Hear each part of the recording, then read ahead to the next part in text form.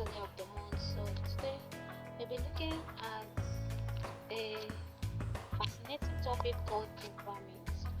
Temperament, whereby we'll be knowing the meaning, the types, and how to know your temperament. So it's just like bringing into your knowledge if you have not come across the word temperament. So that is what I will be doing. So what is temperament?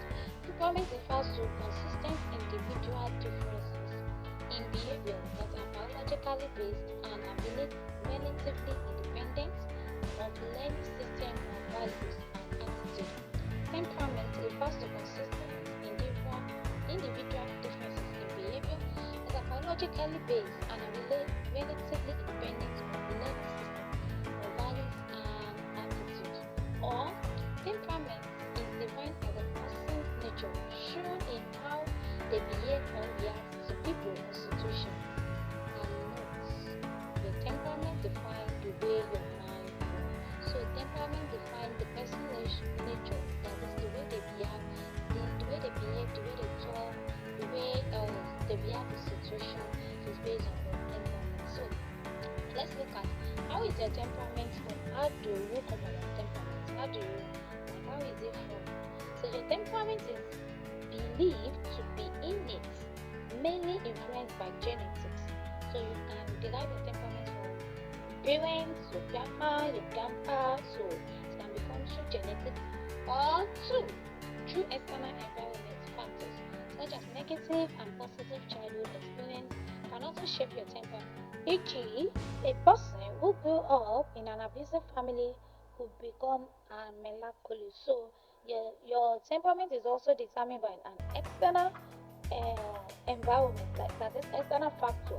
So where you live, where you stay can also shape your temperament. Now let's move to types of temperament.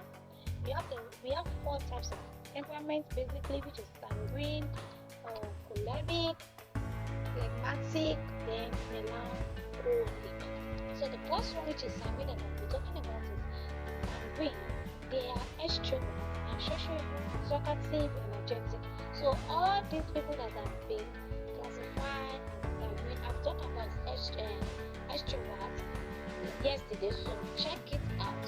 If you find yourself, if you have the sign of extrovert, then you are sanguine. Then let's move to choleric. They are dominant and assertive. They are goal-oriented, driving. They are high achievers at work, school, or even play.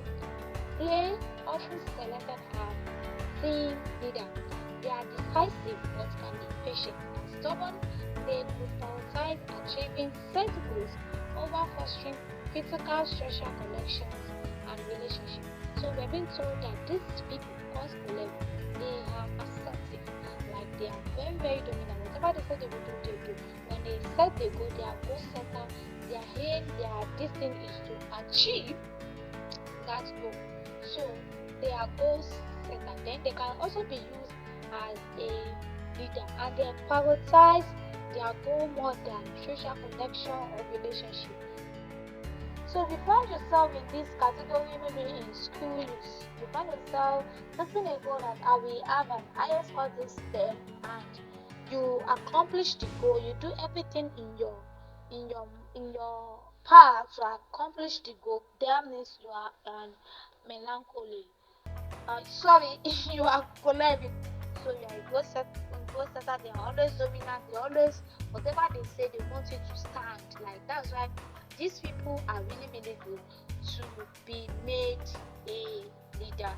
Then let's move to phlegmatic. They are easygoing people who tend to be very empathetic when relating with others. They are dependable and patient people. Their need to avoid conflict at all costs can be disadvantageous, causing them to miss out on opportunities when they fail to assert themselves. So these phlegmatic people, they are easygoing people. You will usually find these people in your class, maybe one or two people that they don't want to cause trouble, and they always want to go for anything that can cause them trouble. So they are an easygoing people. They don't like trouble. They don't get the mind to start fighting. So they don't like it at all. So they always want a way But the funniest part about these people is they are dependable and they are patient.